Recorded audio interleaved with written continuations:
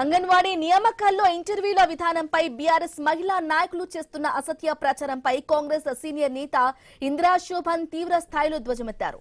కేవలం రాజకీయ లబ్ధి కోసమే నియామకాలను అడ్డుకునే కుట్రతోనే మాజీ మంత్రి సత్యవతి రాథోడ్ లేనిపోని విమర్శలు చేస్తున్నారని ఆమె మండిపడ్డారు.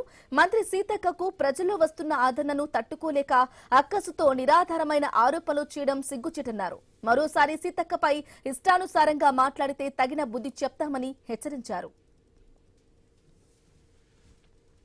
మీ పేరు నాకు తెలిసి సత్యవతి కాకుండా అసత్యవతిగా పెట్టుకుంటే బాగుంటుందేమో నేను అనుకుంటున్నా. ఎందుకు అనంటే నిజంగానే ఒక సోయి ఉన్నటువంటి తెలంగాణ ప్రజల పట్ల సంక్షేమం పట్ల మీకు ఆలోచన ఉండి మంచి పోషక విలువలు ఉండే అటువంటి వాటిని అమలు చేయాలని ఒకవేళ ఆలోచన ఉండుంటే మీరు ఈ రకమైనటువంటి స్టేట్మెంట్స్ చేసేవాళ్ళు కదా, ఆరోపణలు చేసేవాళ్ళు కాదు కదని అర్థమవుతుంది.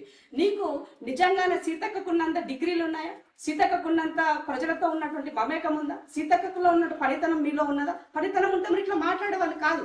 ఆమె శాఖకి సంబంధించిన ఏ అంశం వచ్చినా కూడా ఆమె పైన ఆరోపణలు చేయాలి, ఆమె పైన ఏదో ఒకటి బట్టగాల్చి మీద వేయాలి. ఇదేనా నీ నైజం?